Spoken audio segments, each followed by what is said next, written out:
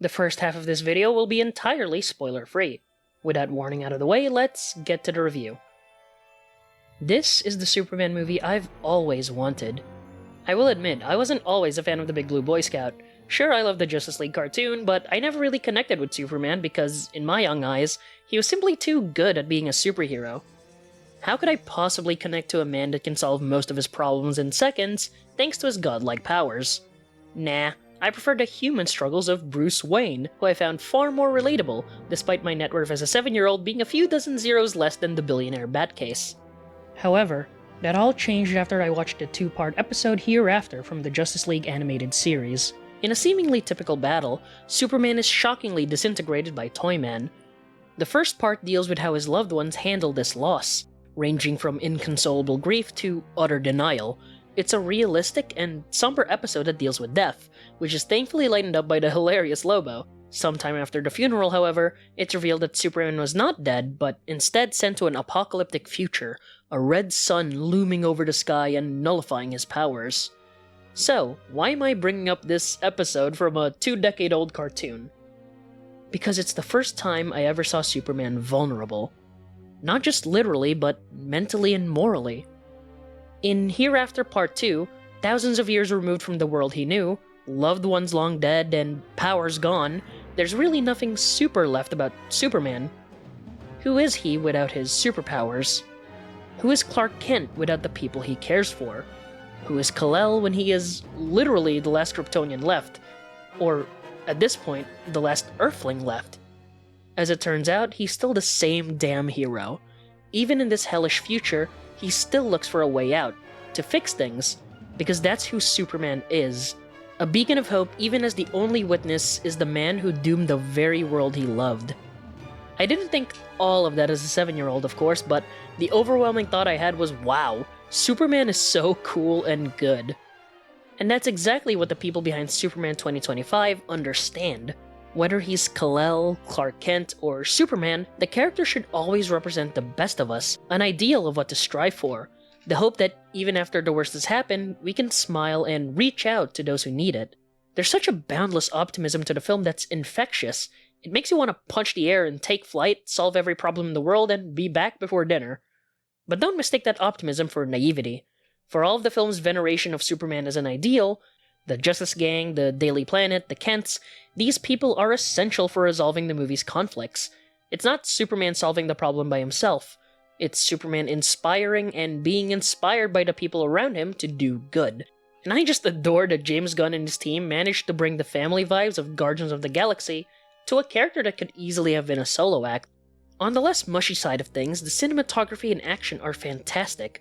I know it's trendy to hate on Snyder Man, but if there's one thing James Gunn picked up from those movies that I'm glad he kept, is just how fast Superman is.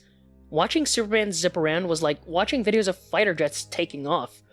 You simply can't believe that someone is going that fast, and yet he is.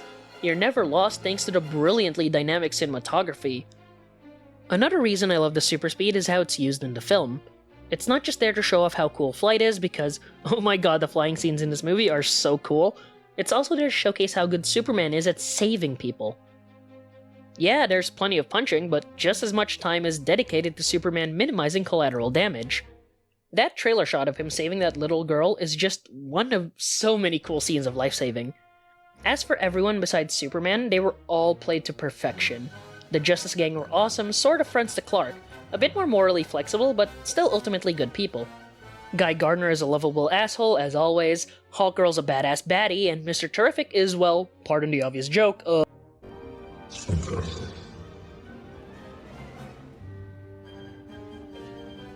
Say that again? The Kents are more folksy Southern in a way that's adorable, and you immediately see that Clark Kent isn't just an act, that's just Clark picking up dorky traits from his foster parents. I could go on and on about all the funny side characters because this is a James Gunn movie, and he's a side character merchant, but to sum up, they're all great. However, I want to give a special shout out to Rachel Brosnahan as Lois Lane and Nicholas Hoult as Lex Luthor. From the very first line on both characters, I just went, holy crap, they're perfect. And I'm going to be delving more into that in the spoiler section. Speaking of which, before we head into spoilers, do I recommend Superman 2025? Yes! Oh my god! Yeah, oh my god, why are you still here? Go and watch the damn movie! There's a starman waiting in the sky. Before I dive into any of the cape shit, let's get to the most controversial aspect of the movie right now. The politics. There is this ridiculous notion among so-called superhero fans that comics shouldn't be political, which is just so not true. Like, did we forget that there's not one, but two separate comics about Superman beating the crap out of the Ku Klux Klan? Not to mention all those times he punched out Hitler and sometimes Hitler's cyber-cloned sons, but that's for another video. There's also more serious comics like Kingdom Come and Truth and Justice, wherein Clark Kent deals with the more serious ramifications of his actions as a superhero. Ultimately, there is so much politics laced into comic book history. Superman 2025 is not subtle about where it stands on the issue of foreign aggressors entering less developed countries to grab more power. A central aspect of the plot is Superman inserting himself into the conflict between the fictional countries of Boravia and Jarhanpur. Because it doesn't really matter what countries the story is alluding to, because it will mean whatever you think it means. It should be obvious that decent and kind-hearted people will empathize with the innocents caught in crossfires between feuding governments. I love the early interview between Superman and Lois Lane. Character-wise, it depicts the conflict between the two. Lois is jaded and cynical, and although she cares for Clark, it doesn't stop her journalistic drive to hit him with the hard questions. Regardless of personal feelings, journalists have a responsibility to be impartial in matters of truth. Meanwhile, Clark is naive and believes that people will simply believe that he means well by doing good, and makes rash decisions that makes him easy to manipulate and anger. As the two debate about whether it was right of Superman to not ask permission from the US government, Clark lashes out and shouts that people were going to die. That simple line, people were going to die, cuts through all the geopolitics and confronts the honest truth that so many people forget. These conflicts, no matter how they start, always end with innocent people dying. Some people may say, duh, that's obvious, but is it really? Because far too many people are willing to ignore the obvious human rights violations committed on the innocent. People die by the thousands not just from missiles and bullets, but lack of first aid and starvation. These are not terrorists. These are just normal people who had their lives destroyed by a war they never asked for. In a world where Superman exists, he naturally stops these deaths from even happening. And yet the world shouts at him for it. They shout at him for wanting peace and making it happen. They shout at him because some rich white guy decided that, hey, this guy who has done nothing but help us, he's actually evil. And it's hardly a Homelander situation because 1, it's Superman, 2, he willingly turns himself in to face questioning from a government that has frankly done little to ease tensions, and 3, Lex literally made a bizarro Homelander of his own, which just further highlights the bald bastard's hypocrisy. Quick aside, Nicholas Hoult is the best Lex Luthor I've seen since Clancy Brown's portrayal in the Justice League cartoons. Holy crap, this guy just loves being evil, but not nearly as much as he hates Superman. It's equal parts hilarious and terrifying, and I want to show examples of both. Hilarity-wise, I love the reveal that much of the Superman hate online is fueled by rage-fueled monkeys on typewriters. It's an incredible dark comedy moment that highlights Lex Luthor's pettiness. The most terrifying scene, on the other hand, is when he kidnaps a fan of Superman and plays Russian roulette with him to force a false confession. Only, the game ends after the second shot, as a weakened Superman cries in agony. Lex then promises to bring another friend of his, though amusingly he says maybe Clark Kent. The movie's Lex Luthor is perfect because it understands why he's such a great villain for Superman. Where Superman is a selfless man with innate power who uses said power for good, Lex is a selfish yet self-made man who wields his power with pettiness and spite. He fully acknowledges that he's jealous of Superman and wants him out of the picture. He instigated a war between two countries solely for an excuse to kill his nemesis legally. A star performance from Nicholas Hoult for making an already great script even better. I mentioned this earlier, but again, I just love how Superman is not alone in saving the world. If not for the Daily Planet's honest-to-God journalism, the world would never have known about Lex Luthor's schemes. Like I said, it's not just people inspiring Superman, it's Superman inspiring people. Superman 2025 expertly navigates these complexities while never going full-on West Wing. This is still a movie with a flying dog after all, but the plot still highlights the importance of truth and justice, while deeply criticizing the American way. While we can never return to the simple days when punching out a dictator wasn't controversial, the movie did capture the wish fulfillment aspect of these old comics. Wouldn't it be so incredible for extraordinary heroes to exist?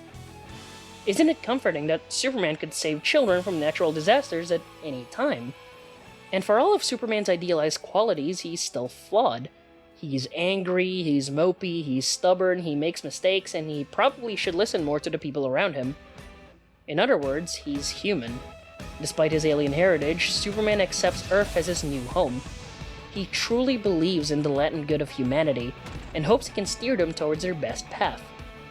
But as a first-generation immigrant who can barely even remember his own home, he faces trials from those who think he's there to take things away from them, whether that's their jobs, their beliefs, or their very way of life. That's why Superman does not view himself as an American in modern times, because the American way no longer aligns with his morals. And in all honesty, maybe it never was. I'm a fan of Superman not just because I love the character's writing, or for his awesome powers, or even because of what he stands for. I'm a fan of Superman because every day I wish he was real and could fix all the terrible shit that's going on in the world. But he isn't real, so the best I can do is to try to follow his example, flawed as I may be. Even if there's no Superman to solve our problems, at least we have the stories that can inspire us to do better every day. Now that all that serious stuff is out of the way, oh my god, that Mr. Terrific scene was so cool. Oh my god, Guy Gardner is so funny. Oh my god, I want Hawkgirl. Oh my god, Crypto's such an adorable. Oh my god, is that NoHo Hank from Barry as Metamorpho? Oh my god, that was Bizarro. Oh my god, Jimmy still has insane riz. Oh my god, that's Bunk from The Wire as Perry White. Oh my god, that's Sean Gunn as Maxwell Lord. Oh my god, Maxwell Lord is in this universe. Is Wonder Woman gonna kill him? Oh my god, is that Bradley Cooper as Jor-El? Holy shit, that's Rhaenyra from Supergirl. Wait, no. Oh my god, is that Rhaenyra from House of the Dragon as Supergirl? ATSTs! ATS! I really rushed this video out, guys, and I swear, every dog and motorcyclist and cat in this fucking country decided to come to my door and piss on it. So apologies if it's a bit scuffed, but I just had to get my thoughts out there. I love Superman, and with the Absolute Run and Season 2 of My Adventures with Superman, it's the best time to be a fan of the Man of Steel. I'm still working on my Slay the Princess video, and I am now putting it out into the world that I will be posting it in August. When in August? Hell if I know, but if I don't give myself a deadline, I'm gonna procrastinate, so there you go, folks. New video next month.